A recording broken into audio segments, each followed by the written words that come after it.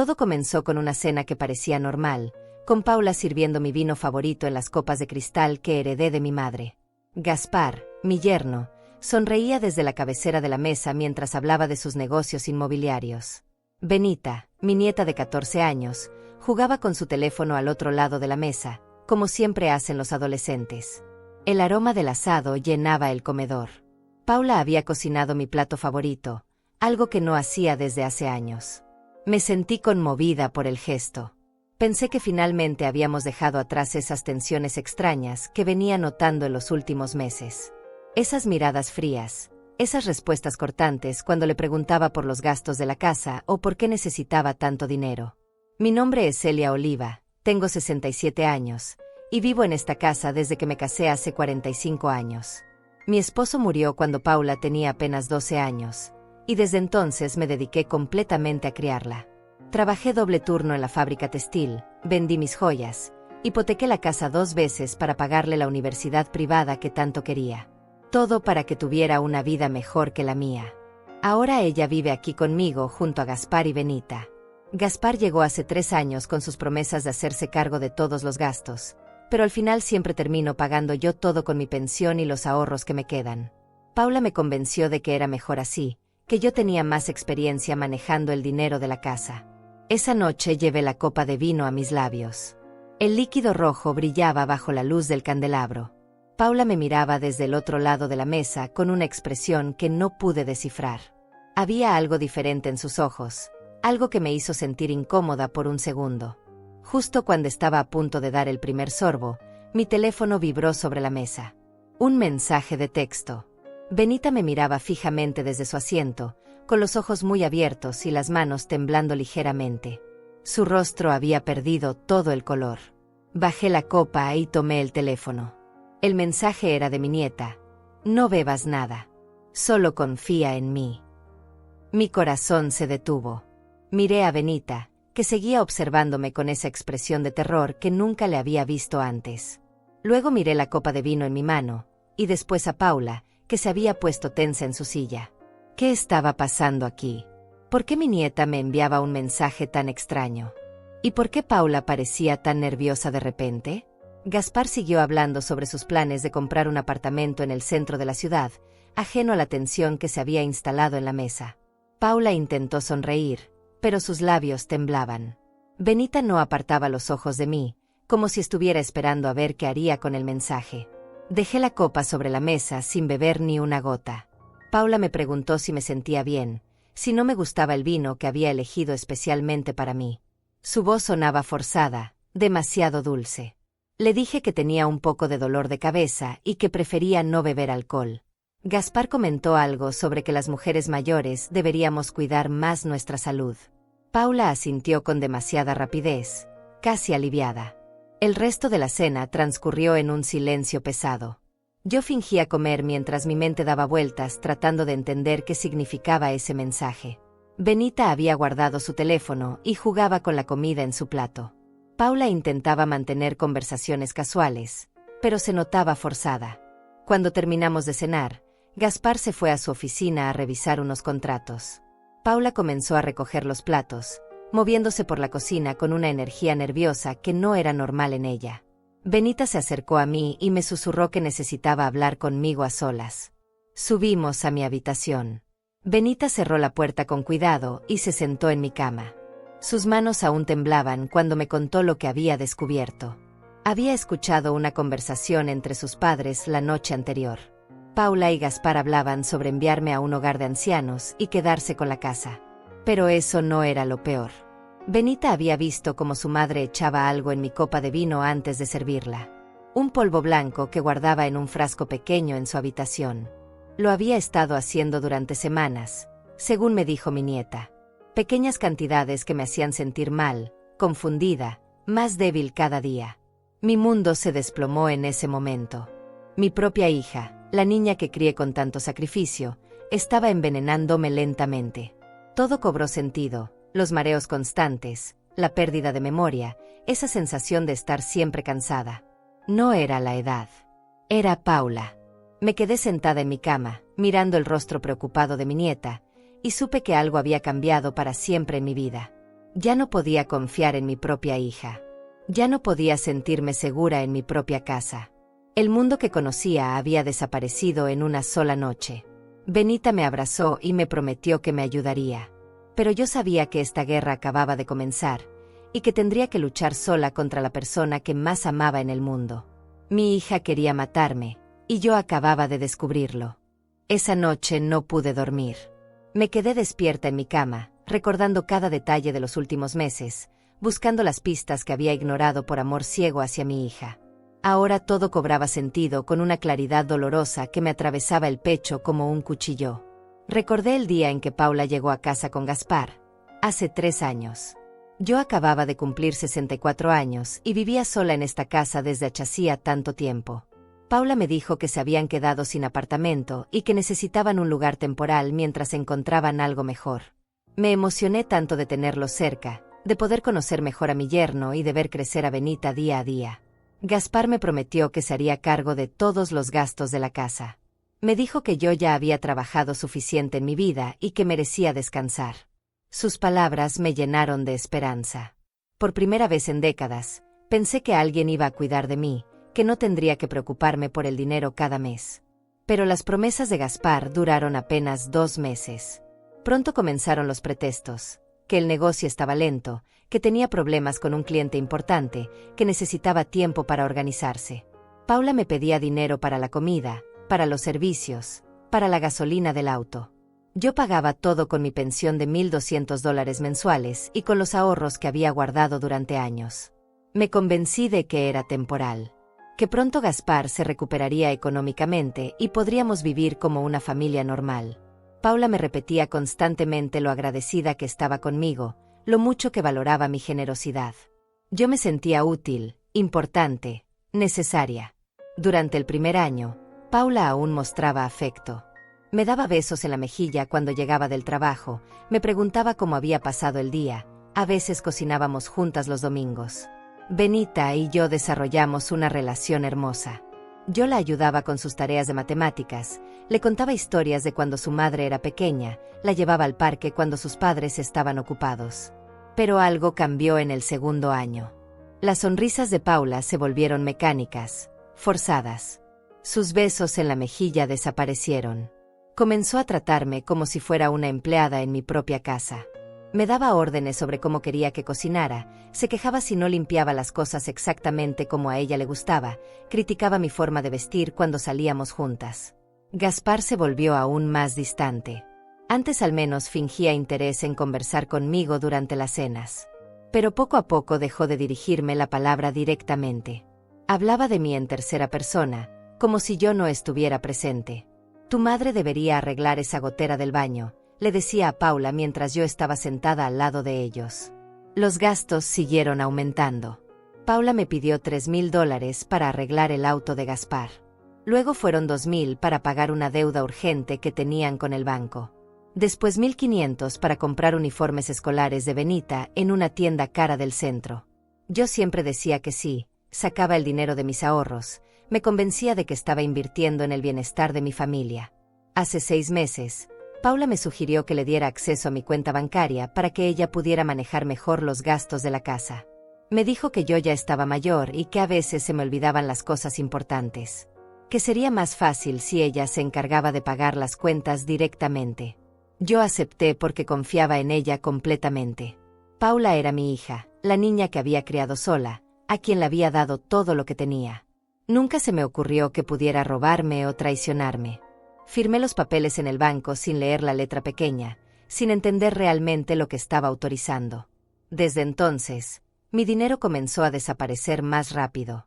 Paula me decía que los precios de todo habían subido mucho, que la inflación estaba terrible, que necesitábamos comprar cosas de mejor calidad para que duraran más tiempo.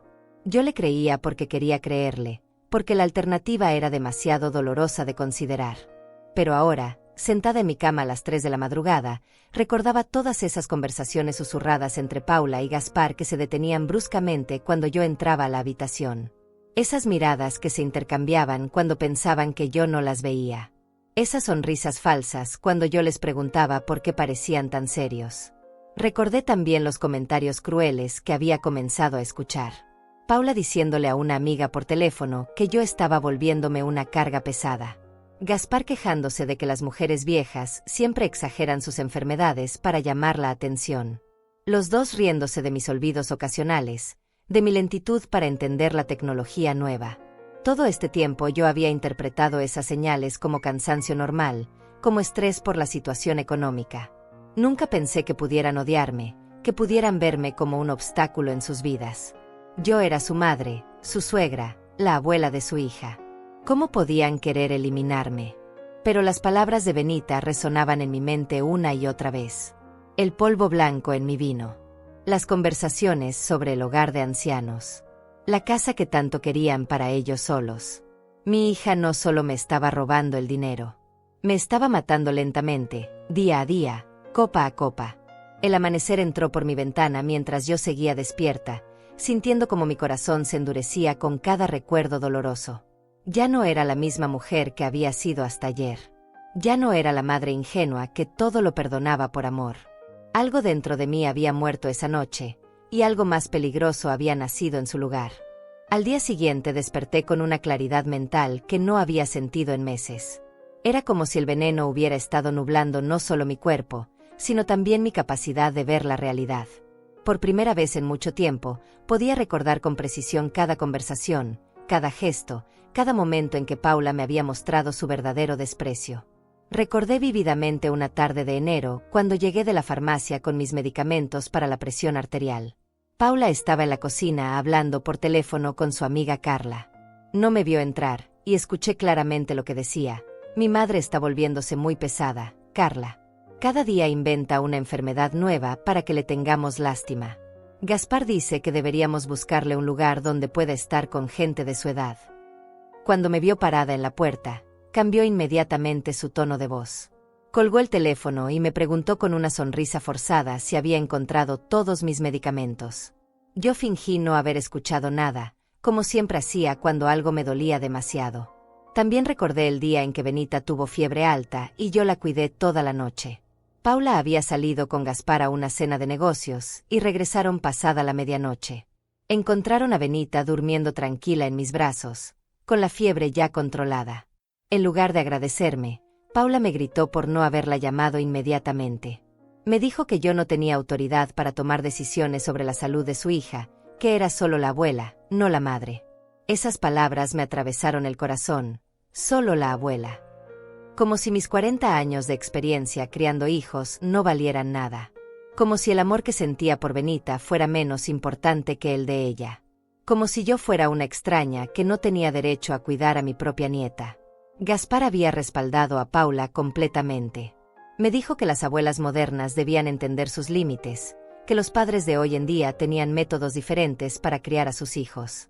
Me sugirió que me mantuviera al margen a menos que me pidieran ayuda específicamente. Desde ese día, comencé a caminar en puntillas en mi propia casa. Tenía miedo de hacer algo mal, de cruzar una línea invisible que ellos habían trazado a mi alrededor. Cuando Benita me buscaba para contarme sus problemas del colegio o para pedirme ayuda con las tareas, yo miraba nerviosamente hacia la puerta para asegurarme de que Paula no nos estuviera escuchando. Recordé también el día en que encontré a Paula revisando mis papeles personales en mi habitación. Estaba leyendo mi testamento, mis pólizas de seguro, los documentos de propiedad de la casa. Cuando le pregunté qué estaba haciendo, me dijo que solo quería ayudarme a organizarme mejor, que había notado que últimamente me confundía con las fechas y los números.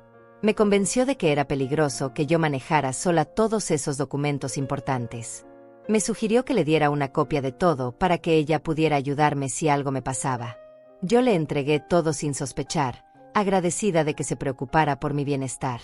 Ahora entendía que estaba catalogando mis bienes, calculando exactamente cuánto dinero podría obtener cuando yo muriera. La casa valía al menos $200,000, tenía 50,000 en ahorros, plus mi seguro de vida por otros $100,000. Para Paula y Gaspar, yo valía más muerta que viva. Recordé las veces que Paula había sugerido que debería actualizar mi testamento. Me decía que las leyes habían cambiado, que necesitaba asegurarme de que todo quedara claro para evitar problemas legales a la familia. Incluso me recomendó un abogado específico, un amigo de Gaspar que supuestamente me haría un precio especial. Nunca fui a ver a ese abogado. Algo en mi instinto me decía que esperara. Ahora me doy cuenta de que ese instinto me salvó la vida. Ese abogado probablemente era parte del plan. Probablemente habría redactado un testamento que favoreciera completamente a Paula, dejándome sin ningún control sobre mis propios bienes. También recordé las conversaciones sobre mi salud mental. Paula había comenzado a comentar con frecuencia que yo estaba volviéndome olvidadiza, que a veces decía cosas que no tenían sentido, que me confundía con facilidad. Le decía a Gaspar, delante de mí, que estaba preocupada por mi deterioro cognitivo. Gaspar asentía gravemente y añadía sus propias observaciones. Decía que había notado que yo repetía las mismas historias varias veces, que a veces me quedaba mirando al vacío, que parecía perdida en mis propios pensamientos. Entre los dos construían una narrativa de mi supuesta demencia senil. Ahora entendía que esto era parte de su estrategia. Si alguien preguntaba por qué una mujer de 67 años había muerto repentinamente, ellos ya tenían preparada la explicación. Yo tenía problemas mentales, no me cuidaba bien, no tomaba mis medicamentos correctamente. Nadie sospecharía de un envenenamiento gradual. El plan era perfecto en su crueldad. Matarme lentamente para que pareciera una muerte natural, mientras construían la historia de mi deterioro mental para justificar cualquier comportamiento extraño que yo pudiera tener en mis últimos días. Paula heredaría todo, Gaspar tendría la casa que tanto quería, y Benita crecería pensando que su abuela había muerto de vejez. Pero había un elemento que no habían considerado. Benita era más inteligente de lo que pensaban. Mi nieta había descubierto su plan y había arriesgado todo para salvarme. Ahora yo sabía la verdad, y esa verdad me daba una fuerza que no había sentido en años. Me levanté de la cama con una determinación fría corriendo por mis venas. Ya no iba a ser la víctima silenciosa de su crueldad. Ya no iba a fingir que no veía sus miradas de desprecio. Ya no iba a permitir que me trataran como un estorbo en mi propia casa. Paula había cometido un error fatal. Había subestimado a su propia madre. Pensaba que yo era una anciana indefensa que se dejaría manipular hasta la muerte. Pero se había equivocado completamente. Yo había sobrevivido a la pobreza, a la viudez, a años de trabajo duro criando a una hija sola. No iba a permitir que esa misma hija me destruyera ahora. La guerra había comenzado, pero esta vez yo tenía la ventaja de conocer las reglas del juego. Esa mañana desperté antes del amanecer con una misión clara. Mientras Paula y Gaspar aún dormían, me vestí en silencio y salí de la casa. Tenía cosas que hacer, decisiones que tomar, y no podía perder ni un minuto más. Mi primera parada fue el banco. Llegué cuando abrían las puertas a las 8 de la mañana. Le dije a la gerente, señora Morales, que necesitaba revisar todos los movimientos de mi cuenta de los últimos 6 meses. También quería cancelar inmediatamente el acceso que le había dado a Paula. Los números en la pantalla de la computadora me confirmaron lo que ya sospechaba. En 6 meses, Paula había retirado $32,000 de mi cuenta. Retiros de $500, $800, $1,000 casi cada semana. Algunos estaban marcados como gastos del hogar, otros como emergencias médicas que yo nunca había tenido. La señora Morales me mostró las autorizaciones que yo había firmado. Mi propia letra, mi propia firma, dándole a Paula poder total sobre mi dinero. Me sentí como una idiota por haber confiado tanto, pero ya no había tiempo para lamentaciones. Le dije que quería cancelar todos esos permisos inmediatamente. También descubrí algo que me heló la sangre. Paula había abierto una línea de crédito a mi nombre por $15,000. Yo nunca había autorizado eso. La firma en el documento se parecía a la mía, pero tenía pequeñas diferencias que solo yo podía notar. Paula había estado practicando falsificar mi firma.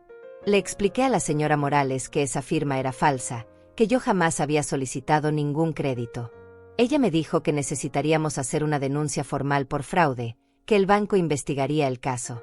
Por primera vez en meses, sentí que alguien me estaba escuchando, que alguien me creía. Cambiamos todas las claves de mis cuentas. Cancelamos las tarjetas adicionales que Paula tenía. Bloqueamos cualquier transacción que no fuera autorizada directamente por mí, en persona, con mi identificación. Paula ya no podría tocar ni un centavo de mi dinero.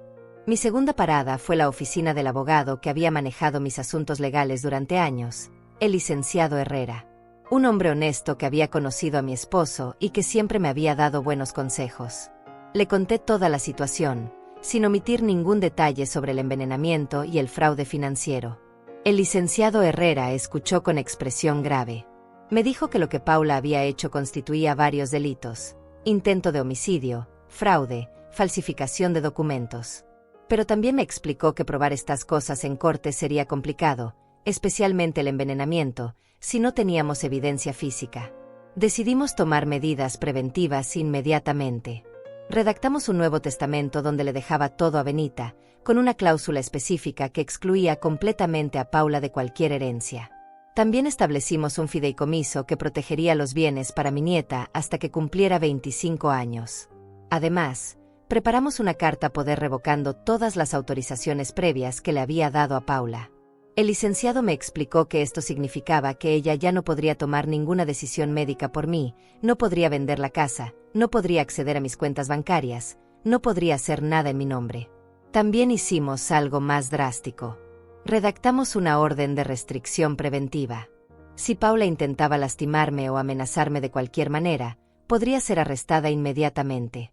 El licenciado me dijo que era mejor estar preparada para lo peor. Mi tercera parada fue la clínica donde me atendía el doctor Ramírez desde hace 15 años. Le conté sobre mis sospechas de envenenamiento y le pedí que me hiciera exámenes de sangre completos para detectar cualquier sustancia extraña en mi organismo. El doctor Ramírez me tomó en serio desde el primer momento. Me dijo que efectivamente había notado algunos síntomas extraños en mis últimas consultas: debilidad, confusión, problemas de coordinación que no eran normales para mi edad. Él había pensado que podría ser el inicio de alguna demencia, pero ahora todo tenía sentido. Ordenó una serie de exámenes exhaustivos. Análisis de sangre, orina, cabello, para detectar metales pesados, sedantes, venenos comunes. Me dijo que si encontrábamos algo, sería evidencia crucial para cualquier proceso legal. También me recetó vitaminas y suplementos para ayudar a mi cuerpo a recuperarse del daño que pudiera haberse causado. Mi cuarta parada fue la comisaría del barrio. Quería hablar con el detective Sánchez, un hombre que conocía desde que Paula era adolescente y que siempre había sido amable conmigo. Le conté toda la historia y le mostré los documentos que había reunido durante la mañana. El detective Sánchez tomó notas detalladas. Me dijo que aunque no podíamos arrestar a Paula inmediatamente sin más evidencia, sí podíamos abrir una investigación oficial. Me explicó que esto crearía un registro legal de mis denuncias, algo que sería muy importante si la situación escalaba. También me dio consejos prácticos de seguridad. Me sugirió que instalara cámaras de seguridad en mi casa, especialmente en la cocina y el comedor. Me recomendó que nunca comiera ni bebiera nada que Paula hubiera preparado sin que yo la viera hacerlo. Me dijo que siempre mantuviera mi teléfono cargado y cerca de mí. Cuando regresé a casa cerca del mediodía, Paula me estaba esperando en la sala con expresión preocupada. Me preguntó dónde había estado, que se había despertado y no me había encontrado. Le dije simplemente que había salido a hacer algunos mandados personales. Vi cómo sus ojos se entrecerraron ligeramente. Paula sabía que algo había cambiado, pero aún no sabía qué. Me preguntó si me sentía bien, si había dormido mal la noche anterior. Su voz tenía esa falsa dulzura que ahora reconocía como manipulación pura. Le dije que me sentía perfectamente, mejor de lo que me había sentido en meses. Y era verdad. Por primera vez desde que ella había comenzado a envenenarme, mi mente estaba completamente clara. Ya no era su víctima inconsciente. Ahora era su oponente, y ella aún no lo sabía. Esa noche, durante la cena, rechacé cortésmente el vino que Paula me ofreció. Le dije que había decidido dejar de beber alcohol por razones de salud. Vi cómo intercambió una mirada rápida con Gaspar. Sabía que estaban preguntándose si yo sospechaba algo. También noté que Paula sirvió la comida directamente de las ollas a nuestros platos, sin usar fuentes comunes. Una táctica inteligente para asegurarse de que solo mi comida estuviera contaminada. Pero yo ya estaba preparada. Había comido antes de llegar a casa. Fingí tomar algunos bocados mientras mantenía conversación normal sobre el día. Por dentro, sentía una calma fría que me sorprendía. Ya no tenía miedo. Ya no me sentía indefensa. Había tomado el control de mi vida nuevamente, y Paula estaba a punto de descubrir que había subestimado gravemente a su madre. La venganza sería silenciosa, calculada y devastadoramente efectiva, tal como ella había planeado la mía. Los siguientes días fueron una obra de teatro perfecta. Yo seguía interpretando el papel de la abuela confiada mientras observaba cada movimiento de Paula con nuevos ojos. Ella aún no sabía que su plan había sido descubierto, pero comenzaba a notar pequeños cambios en mi comportamiento que la ponían nerviosa. El primer signo de alarma para Paula llegó cuando intentó usar mi tarjeta de débito en el supermercado. Benita me contó después que había visto a su madre salir furiosa del banco, hablando por teléfono con alguien en voz muy alta.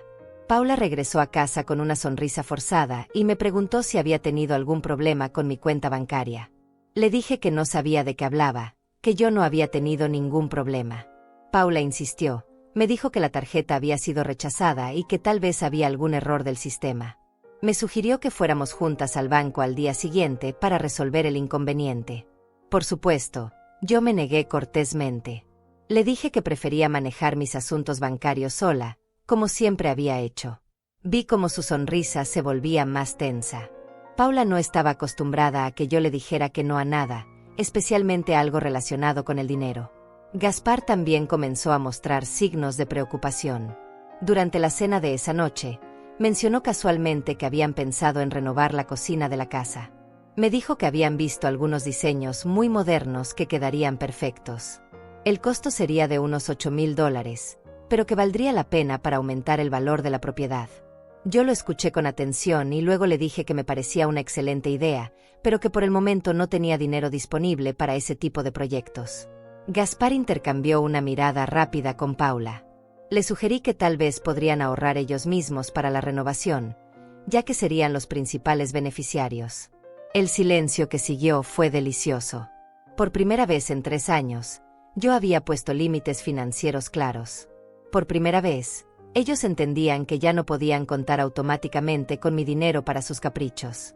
Paula intentó otro enfoque. Me trajo una taza de té una tarde, algo que no había hecho en meses. Se sentó a mi lado en el sofá y comenzó a hablarme sobre lo preocupada que estaba por mi salud.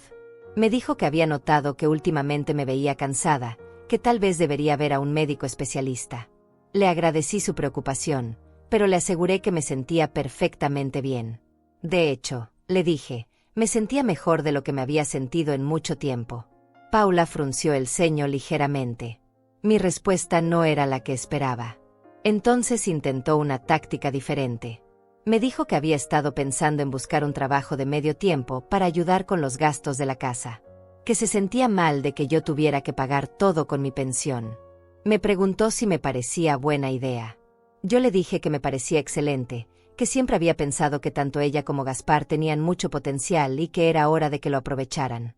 Paula esperaba que yo le dijera que no era necesario, que yo podía seguir manteniéndolos. Pero en lugar de eso, la animé completamente a buscar trabajo. La frustración en su rostro era evidente, aunque trataba de esconderla.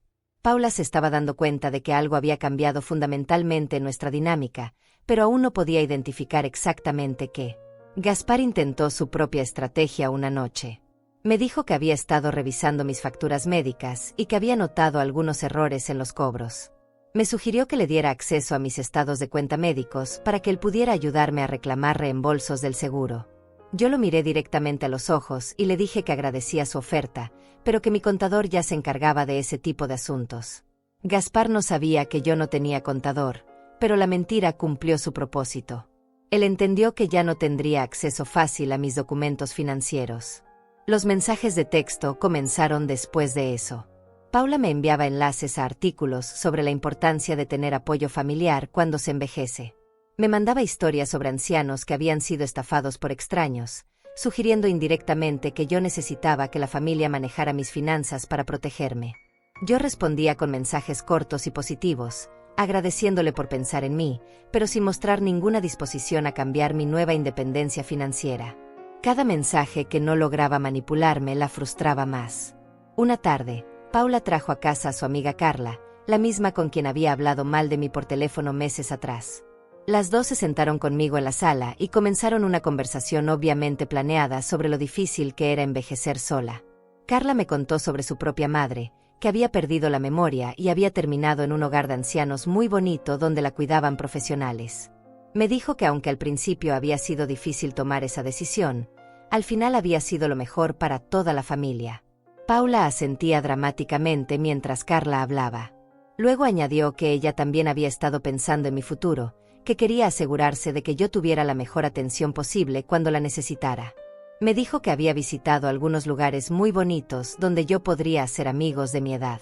Yo las escuché con una sonrisa serena y les dije que apreciaba su preocupación, pero que me sentía perfectamente capaz de cuidar de mí misma. Les aseguré que cuando llegara el momento de necesitar ayuda, yo misma tomaría las decisiones sobre mi cuidado. Carla se fue esa tarde visiblemente incómoda.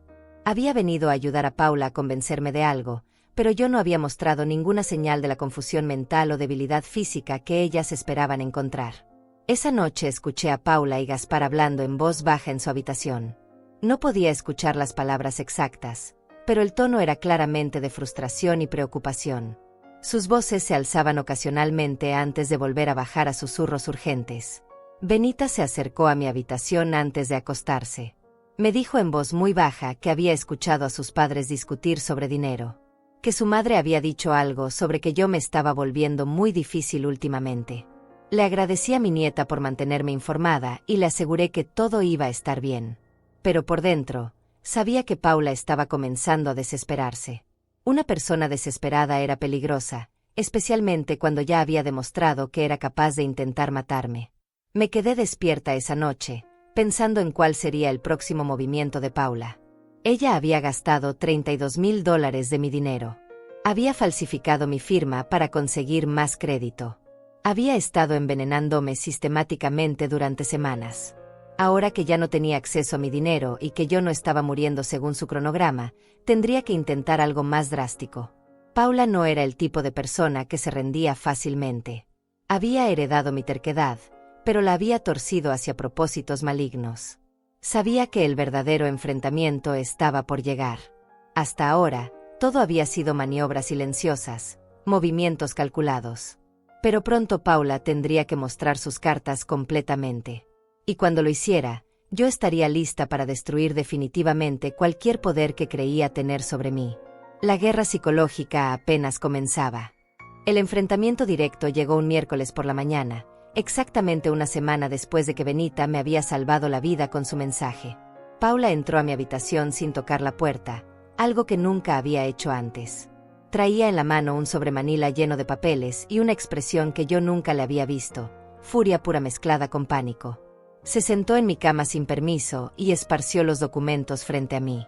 Eran extractos bancarios, copias de las autorizaciones que yo había cancelado, reportes de la investigación de fraude que el banco había iniciado. Paula había estado haciendo sus propias averiguaciones y finalmente había descubierto la magnitud de lo que yo había hecho. ¿Qué significa esto, mamá?, me preguntó con voz temblorosa de rabia contenida. ¿Por qué cancelaste mi acceso a las cuentas? ¿Por qué le dijiste al banco que yo había falsificado tu firma? Yo me incorporé lentamente en la cama y la miré directamente a los ojos. Por primera vez en 3 años, no sentí miedo de su ira. No sentí la necesidad de calmarla o de explicarle nada. Simplemente la observé como si fuera una extraña que había entrado a mi casa sin invitación. «¿Por qué lo hiciste?», le dije con voz calmada. «Falsificaste mi firma para obtener crédito. Robaste $32,000 de mis ahorros. Y, lo más importante de todo, intentaste matarme envenenando mi comida». El color desapareció completamente del rostro de Paula. Sus ojos se abrieron como platos y por un momento pensé que iba a desmayarse. Pero se recuperó rápidamente, como siempre había hecho cuando la confrontaban con sus mentiras. «¿De qué estás hablando?», me gritó. «Tú estás loca. Nadie intentó envenenarte. Estás paranoica, mamá. Exactamente por esto necesitas ayuda profesional». Su estrategia era predecible: negarme la realidad, hacerme dudar de mi propia cordura, usar mi supuesta demencia como excusa para todo. Pero ya no funcionaba conmigo. Mi mente estaba más clara que nunca. «Benita te vio», le dije con voz firme. «Te vio echando polvo blanco en mi vino. Te escuchó hablando con Gaspar sobre enviarme a un hogar de ancianos para quedarse con mi casa. Mi propia nieta tuvo que salvarme de ti». Paula se puso de pie de un salto, caminando de un lado al otro de mi habitación como un animal enjaulado. Sus manos temblaban mientras trataba de procesar que su plan había sido completamente descubierto. Benita es una niña imaginativa, gritó. Malinterpretó algo que vio. Yo jamás te haría daño. Soy tu hija. Todo lo que he hecho ha sido para cuidarte. Me reí. Fue una risa fría, sin humor, que la hizo detenerse en seco. Paula nunca me había escuchado reír de esa manera. Era la risa de alguien que había visto a través de todas las mentiras y ya no podía ser engañada. Cuidarme, repetí. ¿Robar mi dinero es cuidarme? ¿Envenenarme lentamente es cuidarme? ¿Planear mi muerte para heredar mi casa es cuidarme? Paula, creo que tienes una definición muy extraña de lo que significa cuidar a alguien. Paula se acercó a mí con los puños cerrados. Por un momento pensé que me iba a golpear. Su rostro estaba contraído en una mueca de rabia que la hacía verse fea, irreconocible como la niña que había criado. Todo esto es tuyo por mi culpa, me gritó. Yo sacrifiqué mi juventud cuidándote cuando papá murió. Podría haber tenido una vida diferente, pero me quedé aquí contigo. Esta casa debería ser mía. Ese dinero debería ser mío. Me lo merezco más que tú. Finalmente había dicho la verdad. No amor, no preocupación, no cuidado familiar. Solo codicia pura y resentimiento por una infancia que ella creía que yo le había robado. Paula se había convencido de que merecía todo lo que yo tenía, incluida mi vida. Tú tenías 12 años cuando tu padre murió, le recordé con voz calmada. Yo trabajé doble turno para mantenerte. Vendí mis joyas para pagarte la universidad. Hipotequé esta casa 2 veces para darte la vida que querías. Nunca te pedí que te quedaras conmigo. Tú elegiste venir aquí con tu familia porque necesitabas un lugar gratis donde vivir. Paula se quedó callada por un momento, respirando pesadamente. Luego intentó cambiar de táctica, como siempre hacía cuando se sentía acorralada. Mamá, creo que estás confundida, me dijo con voz súbitamente dulce. Has estado muy estresada últimamente. Tal vez deberíamos hablar con un doctor sobre estos pensamientos extraños que estás teniendo. Yo nunca te haría daño. Te amo. No, le dije simplemente. Ya no me vas a manipular más. Ya no voy a fingir que no veo lo que realmente eres. Y definitivamente ya no voy a permitir que tú o Gaspar toquen un centavo más de mi dinero. La máscara de Paula se cayó completamente. La falsa dulzura desapareció y fue reemplazada por una frialdad que me recordó a su padre en sus peores momentos. ¿Y qué vas a hacer?, me preguntó con voz venenosa. ¿Vas a vivir sola en esta casa enorme cuando ya no puedas cuidarte? ¿Quién va a estar aquí cuando te caigas y no puedas levantarte? ¿Quién va a llevarte al médico cuando estés enferma? ¿Tu querida Benita? Ella va a crecer y va a tener su propia vida. Al final, solo me vas a tener a mí. Prefiero morir sola que vivir con alguien que quiere matarme, le respondí sin vacilar. Paula retrocedió como si la hubiera abofeteado. Creo que finalmente entendió que había perdido todo poder sobre mí, que ya no era la hija querida que podía manipular a su madre con culpa y chantaje emocional. Esto no se queda así, me dijo con voz amenazante. No puedes echarme de mi propia casa. No puedes quitarme lo que me pertenece. Voy a luchar por lo que es mío. Se dirigió hacia la puerta, pero se detuvo antes de salir. Me miró por encima del hombro con una expresión que me heló la sangre. Y sobre Benita, ella es mi hija.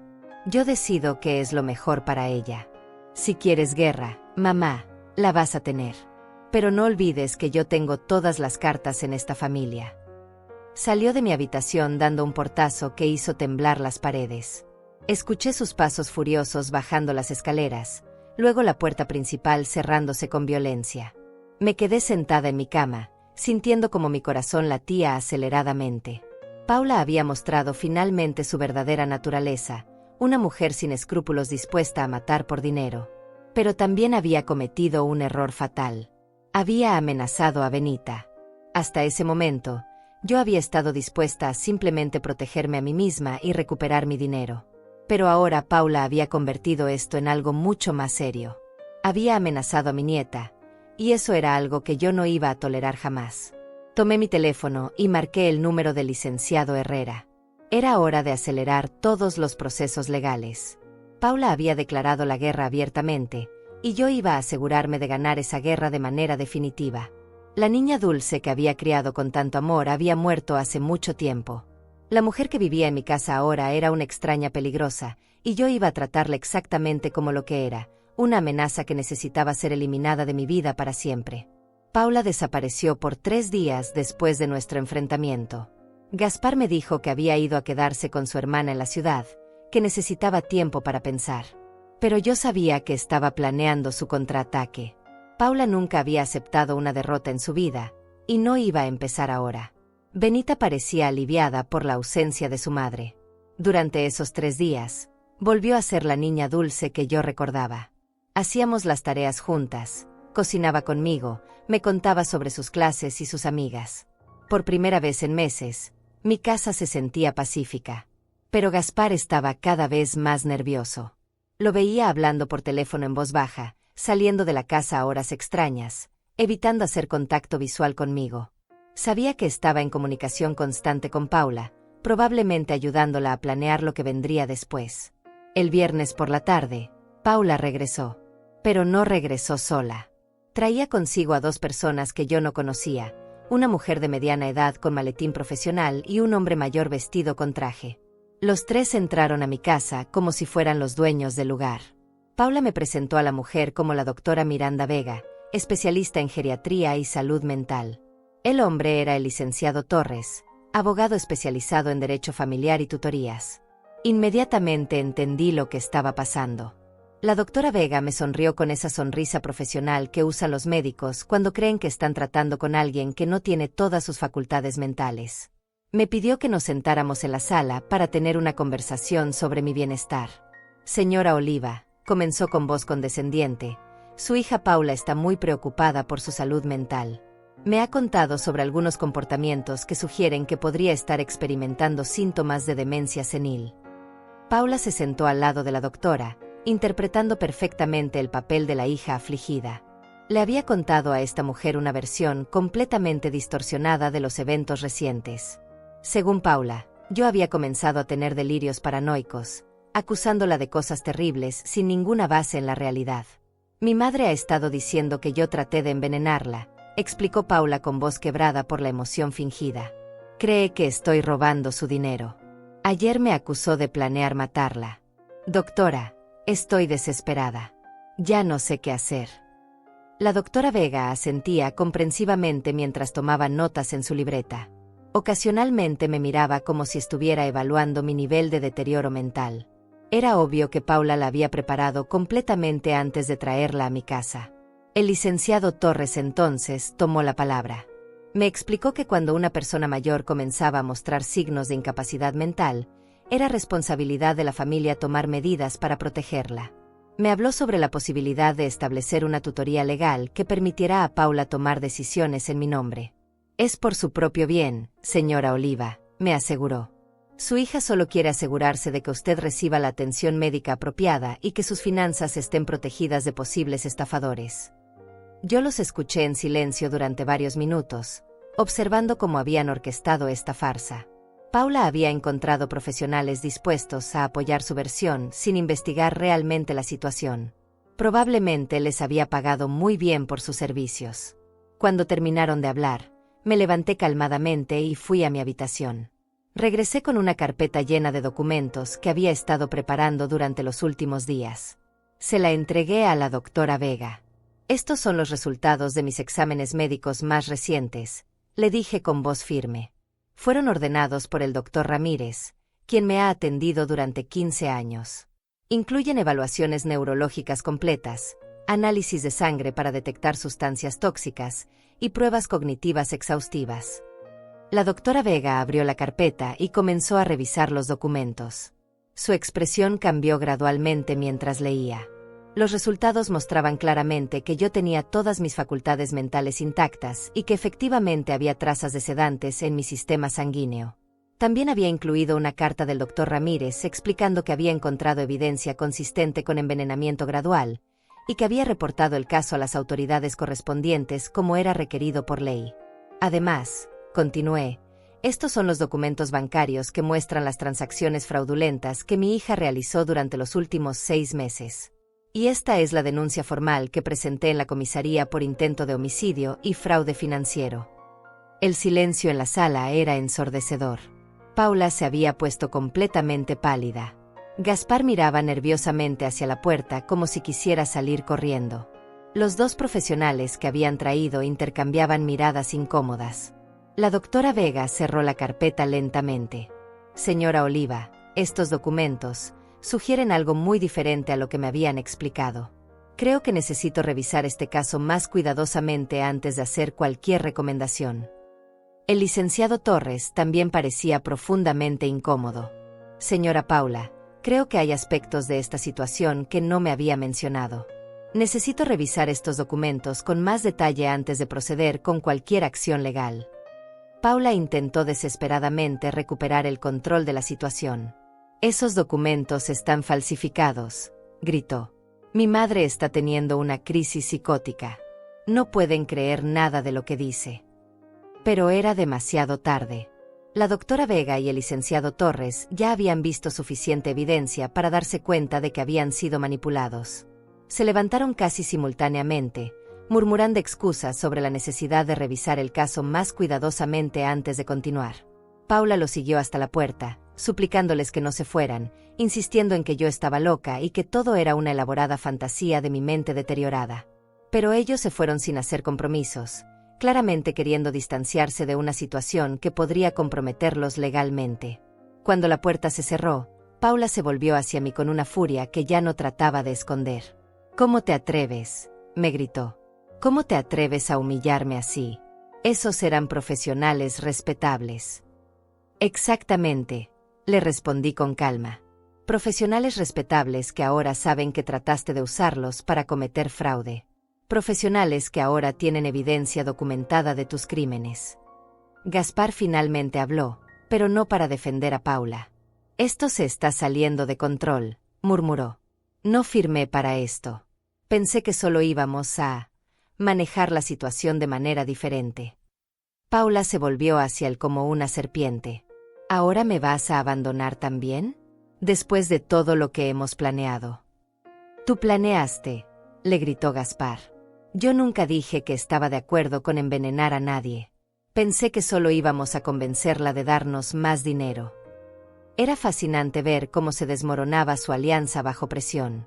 Gaspar no tenía el estómago para el asesinato, solo para la estafa. Pero Paula había ido mucho más lejos de lo que él había imaginado. «Ambos van a salir de mi casa», les dije con voz que no admitía discusión. «Tienen una semana para encontrar otro lugar donde vivir. Después de eso, cualquier cosa que quede aquí será donada a la caridad». Paula me miró con odio puro. «No puedes echarnos. Tengo derechos como tu hija. Benita tiene derecho a vivir en esta casa». «Benita puede quedarse conmigo si quiere», le respondí. «Pero ustedes dos se van. Y si intentan llevarse a Benita por la fuerza, tengo documentos preparados que le darán custodia temporal a mi hermana hasta que los tribunales decidan qué es lo mejor para mi nieta». Era mentira sobre mi hermana, pero Paula no lo sabía. Vi cómo el pánico se apoderaba de ella al darse cuenta de que podría perder no solo la casa y el dinero, sino también a su hija. «Esto no termina aquí», me amenazó mientras subía las escaleras. «Vas a pagar por esto. De una manera u otra, vas a pagar por humillarme así». Esa noche escuché a Paula y Gaspar peleando violentamente en su habitación. Él la culpaba por haber ido demasiado lejos. Ella lo culpaba por ser un cobarde. Su matrimonio se estaba desintegrando junto con sus planes. Pero yo sabía que Paula no se rendiría tan fácilmente. Había mostrado sus cartas demasiado pronto y había perdido esta batalla, pero aún no había perdido la guerra. Una mujer capaz de envenenar a su propia madre era capaz de cualquier cosa. Me quedé despierta esa noche, pensando en qué sería lo próximo que intentaría. Paula era inteligente y vengativa, una combinación peligrosa. Pero por primera vez en meses, yo tenía la ventaja. Tenía la evidencia, tenía el apoyo legal, y tenía la verdad de mi lado. El juego final estaba por comenzar. Paula y Gaspar no esperaron ni siquiera los 7 días que les había dado. 3 días después del desastre con los profesionales que habían traído, desaparecieron en mitad de la noche llevándose solo algunas maletas. Pero se llevaron algo más. A Benita. Desperté esa mañana con un silencio extraño en la casa. Cuando fui a la habitación de mi nieta, encontré solo una cama vacía y una nota sobre la almohada. Mamá, me obligaron a irme. No quería dejarte. Te amo. Benita. Mi corazón se desplomó. Paula había jugado su carta más cruel, usar a mi nieta como rehén emocional. Sabía que perder a Benita me dolería más que cualquier dinero robado o intento de asesinato. Había atacado el único punto donde yo era verdaderamente vulnerable. Llamé inmediatamente al licenciado Herrera. Me explicó que técnicamente Paula tenía derecho legal de llevarse a su hija, pero que podíamos iniciar un proceso de custodia de emergencia basado en las circunstancias. El problema era que podría tomar semanas, y para entonces Paula podría haber desaparecido completamente con Benita. También llamé al detective Sánchez. Me dijo que aunque había una investigación abierta contra Paula, aún no había órdenes de arresto que le impidieran viajar con su hija. Pero me prometió que intensificarían la búsqueda y que estarían vigilando las cuentas bancarias de Paula para rastrear sus movimientos. Durante los siguientes días, la casa se sintió como una tumba. Caminaba por los pasillos vacíos, recordando la risa de Benita, extrañando nuestras conversaciones nocturnas. Paula sabía exactamente lo que estaba haciendo, torturarme con la ausencia de la única persona que realmente me amaba en esta familia. Pero entonces comenzaron a llegar las consecuencias que Paula no había anticipado. El banco la llamó sobre la investigación de fraude. Su línea de crédito había sido cancelada y ahora debía pagar inmediatamente los $15,000 que había obtenido ilegalmente. Como no tenía el dinero, comenzaron acciones legales contra ella. El detective Sánchez me informó que habían rastreado a Paula hasta un hotel barato en las afueras de la ciudad. Gaspar había intentado usar su tarjeta de crédito para pagar otra noche, pero la tarjeta había sido rechazada. Aparentemente, sus propios problemas financieros eran más graves de lo que yo había imaginado. También descubrí algo sorprendente cuando revisé las facturas de servicios de la casa. Paula había estado mintiendo sobre muchos de los gastos que me había pedido cubrir. La reparación urgente del auto por $3,000 nunca había ocurrido. Los uniformes escolares caros de Benita habían costado en realidad $200, no los 1,500 que Paula me había pedido. Había estado inventando gastos ficticios durante meses, robándome dinero no solo para sus necesidades reales, sino para financiar un estilo de vida que no podían costear. Gaspar había perdido su trabajo hace más de un año, algo que nunca me habían dicho. Habían estado viviendo completamente de mi dinero mientras me mentían sobre su situación. La presión financiera sobre ellos comenzó a intensificarse rápidamente. Sin acceso a mi dinero y sin ingresos propios, no podían mantener ni siquiera el hotel barato. El detective Sánchez me contó que los habían visto discutiendo violentamente en el estacionamiento cuando los desalojaron por falta de pago. Pero lo más importante sucedió una semana después. Benita logró escaparse de sus padres en un centro comercial y corrió hasta una estación de policía cercana. Les dijo a los oficiales que su madre la había obligado a irse con ellas y que quería regresar con su abuela. También les contó sobre el envenenamiento y les mostró fotos que había tomado en secreto del frasco de polvo que Paula guardaba en su habitación. El detective Sánchez me llamó inmediatamente. Benita estaba segura en la comisaría y había pedido específicamente hablar conmigo. Cuando llegué, mi nieta se lanzó a mis brazos llorando. Me dijo que Paula la había amenazado con no dejarla verme nunca más si ella contaba algo sobre lo que había visto en casa. Pero Benita era más inteligente y valiente de lo que Paula había calculado. Había estado documentando en secreto las actividades de su madre, tomando fotos del veneno, grabando conversaciones entre Paula y Gaspar sobre sus planes. Mi nieta de 14 años había reunido evidencia que los fiscales podrían usar en un juicio. Con el testimonio de Benita y toda la evidencia que habíamos acumulado, finalmente emitieron órdenes de arresto contra Paula y Gaspar. Los cargos incluían intento de homicidio, fraude, falsificación de documentos y ahora también secuestro parental, ya que se habían llevado a Benita sin mi consentimiento como tutora legal de emergencia. Los arrestaron esa misma noche en un motel aún más barato al que se habían mudado. Paula gritaba que yo era una vieja loca que había manipulado a su propia hija contra ella. Gaspar intentó negociar, ofreciendo información adicional sobre los planes de Paula a cambio de cargos reducidos. Cuando llegaron a la comisaría, me permitieron verlos a través del cristal de la sala de interrogatorios. Paula ya no se parecía a la mujer pulcra y calculadora que había vivido en mi casa. Su cabello estaba sucio, su ropa arrugada, Sus ojos tenían esa mirada desesperada de alguien que había perdido todo control sobre su vida. Gaspar se veía aún peor. Había perdido peso, tenía ojeras profundas, y sus manos temblaban constantemente. La presión de mantener las mentiras y participar en un plan de asesinato había sido demasiado para él. Estaba claramente dispuesto a traicionar a Paula para salvar su propio pellejo. Esa noche, Benita y yo regresamos a casa juntas. Mi nieta me ayudó a cambiar las cerraduras de todas las puertas. Donamos toda la ropa y pertenencias que Paula y Gaspar habían dejado atrás. Quería eliminar cualquier rastro de su presencia en mi hogar. Benita me preguntó si me sentía triste por lo que había pasado con su madre. Le dije que sentía tristeza por la niña que Paula había sido alguna vez, pero que no lamentaba haber descubierto la verdad sobre la mujer en que se había convertido. ¿Crees que mamá realmente quería matarte?, me preguntó mi nieta con voz pequeña.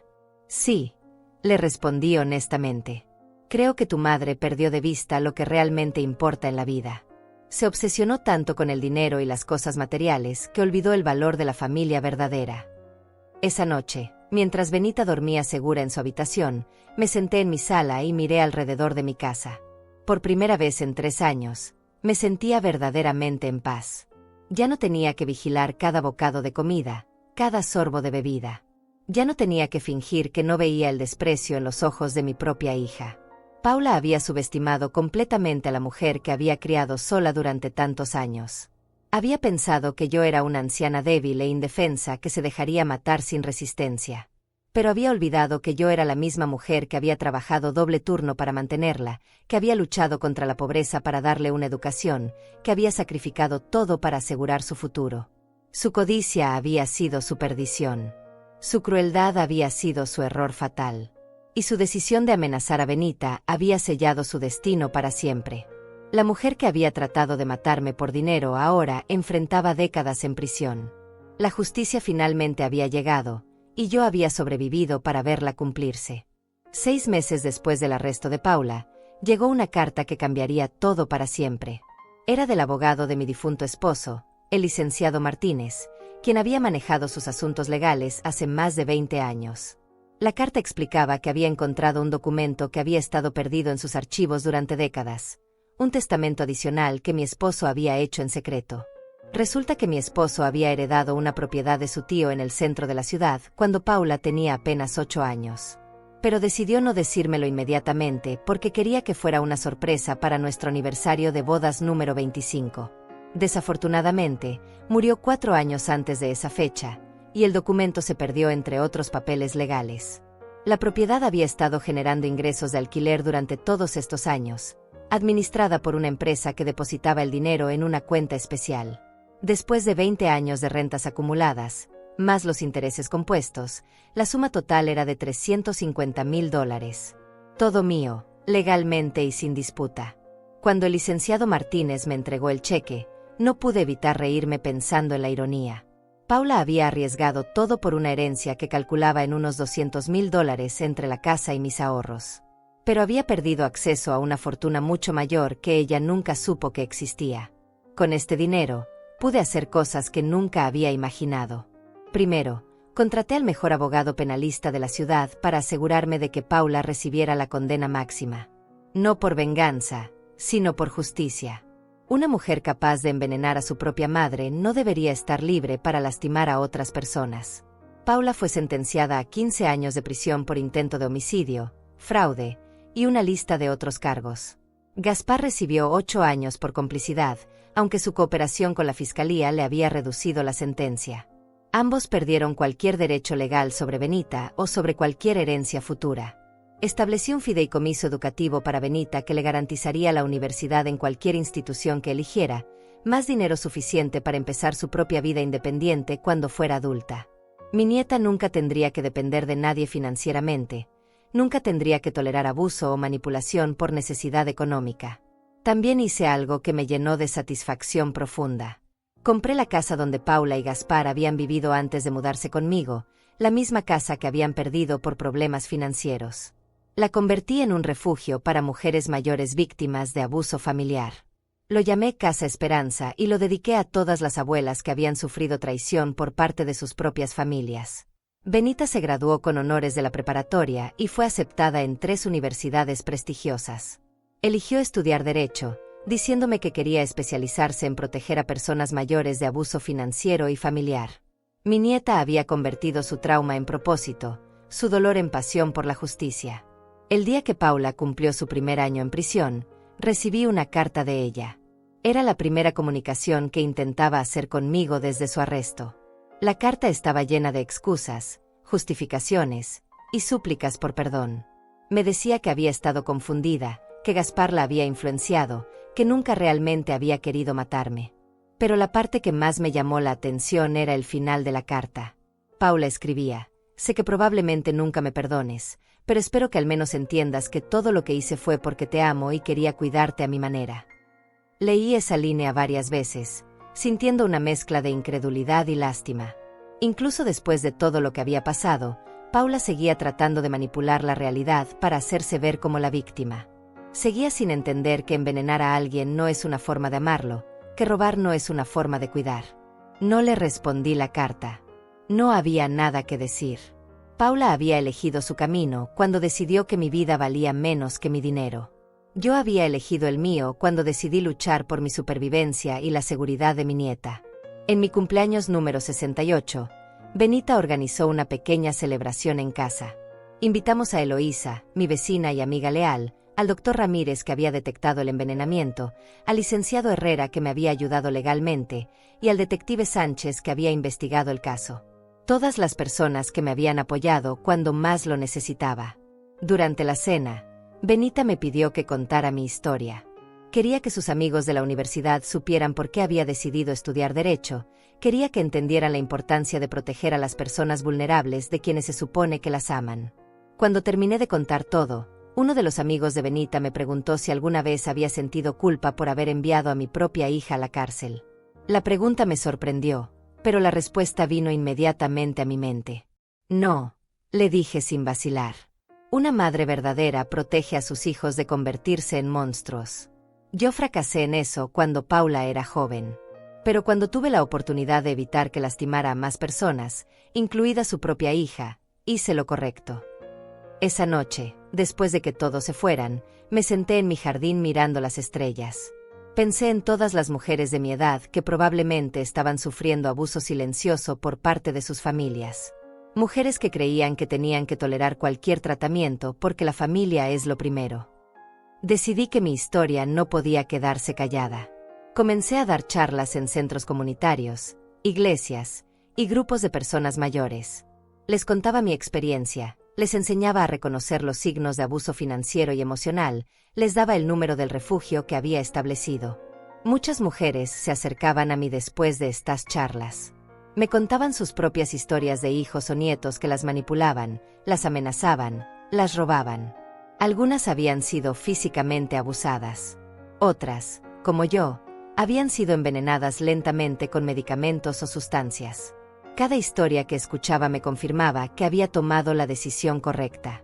Paula no era una excepción, era parte de un patrón más grande de abuso hacia personas mayores que la sociedad prefería ignorar. Ahora, 2 años después de todo lo que pasó, vivo en paz total. Mi casa es verdaderamente mi refugio. Benita viene a visitarme cada fin de semana, trayendo historias de sus clases y sus planes para el futuro. Tengo amigas reales que me valoran por quien soy, no por lo que puedo darles.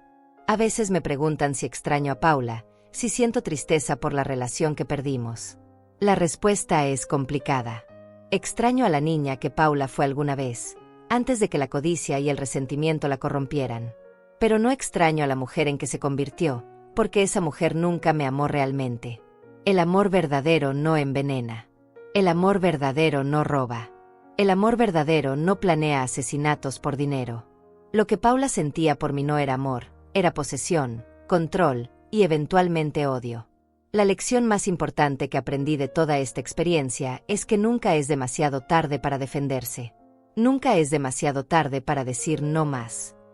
Nunca es demasiado tarde para elegir la dignidad sobre la paz falsa. Paula me dio la libertad en el peor empaque posible, y yo la acepté.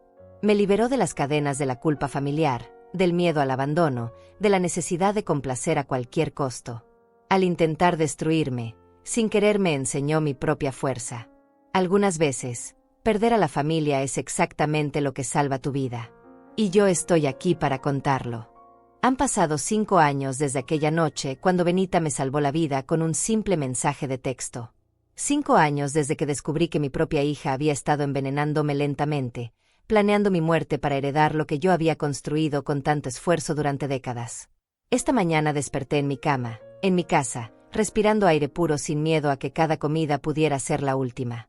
Es un privilegio que durante mucho tiempo di por sentado, pero que ahora valoro cada día.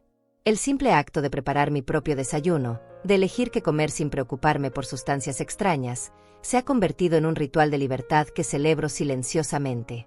Mi rutina matutina incluye caminar por el jardín que he estado cultivando estos últimos años. Tengo tomates, lechugas, hierbas aromáticas y rosales que mi esposo había plantado décadas atrás y que ahora florecen con más vigor que nunca. Es como si la tierra misma hubiera sentido la paz que finalmente ha llegado a esta casa. Cada flor que corto para el jarrón de la cocina es un recordatorio de que la belleza puede crecer incluso después de los periodos más oscuros. Benita se graduó de la universidad hace 6 meses con honores en Derecho. Su tesis fue sobre protección legal para adultos mayores víctimas de abuso familiar, un trabajo que citó casos reales incluyendo el nuestro. Verla convertirse en la mujer fuerte e independiente que es hoy me llena de un orgullo que trasciende cualquier dolor del pasado.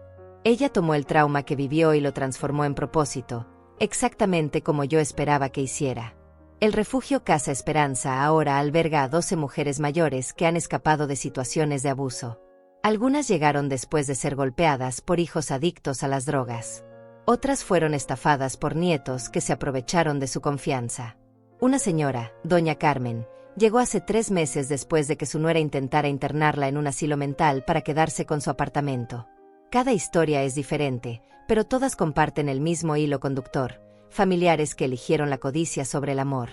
Trabajo como voluntaria en el refugio 3 días a la semana. No porque necesite el dinero, mi situación financiera es más sólida que nunca, sino porque estas mujeres necesitan escuchar que es posible sobrevivir a la traición familiar y construir una vida nueva. Cuando me ven prueba viviente de que se puede salir del pozo más profundo y encontrar la luz otra vez. Las charlas que doy en centros comunitarios han evolucionado. Ya no solo hablo sobre mi experiencia. Ahora tengo un programa estructurado sobre cómo detectar manipulación financiera, cómo proteger documentos importantes, cómo establecer límites con familiares tóxicos. He aprendido que mi historia personal se vuelve herramienta de empoderamiento cuando la comparto con propósito educativo. Mi relación con el dinero también cambió completamente. Durante años viví con la mentalidad de escasez, siempre preocupada por no tener suficiente, siempre dispuesta a sacrificar mi bienestar para asegurar el de otros. Ahora entiendo que la generosidad verdadera debe incluir generosidad hacia uno mismo. Uso mi dinero para vivir cómodamente, para ayudar a otras personas de manera inteligente, y para crear seguridad real en lugar de depender de promesas vacías.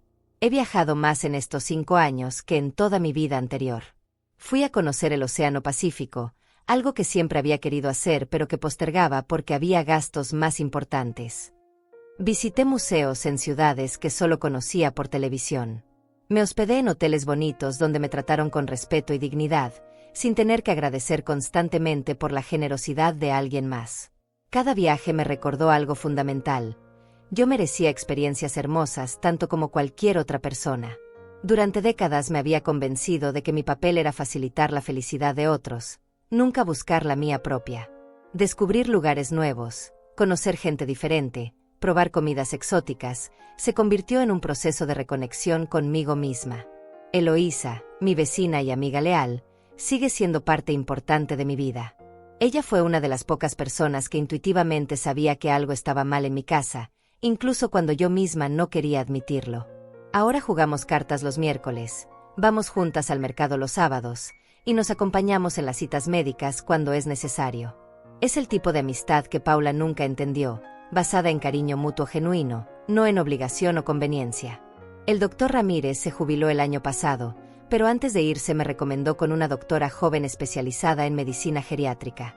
La doctora Silva es muy diferente a la falsa especialista que Paula había traído para declararme mentalmente incompetente. Esta doctora me escucha, respeta mis decisiones, y entiende que la edad no equivale automáticamente a incapacidad. Mis chequeos médicos regulares confirman que mi salud se ha estabilizado completamente desde que terminó el envenenamiento. Mentalmente me siento más clara y fuerte que nunca. La psicoterapia que comencé después del juicio me ayudó a procesar no solo el trauma reciente, sino patrones de comportamiento que venían de mucho más atrás. Entendí que mi tendencia a complacer a otros a costa propia no había comenzado con Paula. Había sido parte de mi personalidad desde la juventud, reforzada por una sociedad que enseña a las mujeres que su valor depende de cuánto se sacrifican por otros. Paula cumplió 3 años de su sentencia de 15 años. No he tenido más contacto con ella desde aquella carta manipuladora que me envió durante su primer año en prisión. Gaspar salió en libertad condicional después de cumplir 5 años, con la condición de que no pueda acercarse a mí ni a Benita. Según supe por el detective Sánchez, se mudó a otro estado y está trabajando en una fábrica. Su matrimonio con Paula se disolvió mediante divorcio por correspondencia. No siento satisfacción por el sufrimiento de Paula, pero tampoco siento culpa por las consecuencias de sus decisiones. Ella eligió el camino que la llevó a prisión cuando decidió que mi vida valía menos que mi dinero. Yo elegí el camino que me llevó a la libertad cuando decidí que merecía vivir sin miedo. Benita mantiene una relación mínima con su madre a través de cartas ocasionales. Me ha contado que Paula sigue sin aceptar completamente la responsabilidad por sus acciones, siempre añadiendo justificaciones o culpando a circunstancias externas. Mi nieta ha aprendido a establecer límites emocionales sanos, algo que me tomó 70 años descubrir. El aspecto más sorprendente de estos 5 años ha sido descubrir quién soy realmente cuando no estoy tratando de complacer a nadie más. Resulta que me gusta la música jazz, algo que nunca me había permitido explorar. Disfruto leer novelas de misterio hasta muy tarde sin preocuparme por despertar a nadie. Me gusta cocinar platos elaborados solo para mí, saboreando cada bocado sin prisas. También descubrí que tengo opiniones fuertes sobre muchas cosas y que no necesito mantenerlas en secreto para evitar conflictos. En mis charlas públicas hablo directamente sobre temas que antes consideraba demasiado controversiales: la cultura de sacrificio maternal extremo, la idealización tóxica de la familia, la necesidad de que las mujeres mayores mantengan independencia financiera. Mi casa se siente completamente diferente ahora. Los espacios que antes estaban llenos de tensión y miedo ahora respiran tranquilidad. He redecorado casi todo, no para borrar memorias, sino para crear nuevas. La cocina donde Paula preparaba mi comida envenenada ahora es el lugar donde experimento con recetas que me dan curiosidad. El comedor donde casi bebí vino letal ahora es donde Benita y yo planificamos su futuro profesional. Cuando reflexiono sobre todo lo que pasé, me doy cuenta de que la experiencia me enseñó la diferencia entre estar sola y estar libre. Durante años creí que necesitaba la presencia de familia para sentirme completa, incluso cuando esa presencia era tóxica. Ahora entiendo que la soledad elegida es libertad, mientras que la compañía forzada es prisión. Mi legado ya no será solo material. Además del dinero que le dejaré a Benita, le estoy heredando el ejemplo de una mujer que se defendió cuando era necesario, que eligió la dignidad sobre la comodidad, que aprendió que nunca es demasiado tarde para empezar una vida nueva. Esta noche, como todas las noches durante estos 5 años, me acostaré en mi cama sin miedo. Sin miedo a ser envenenada mientras duermo. Sin miedo a despertar con menos dinero en mis cuentas. Sin miedo a ser manipulada o amenazada. Es una paz que no tiene precio, y que nunca más daré por sentada. Paula quería matarme para heredar mi vida. En lugar de eso, me liberó para vivirla realmente por primera vez.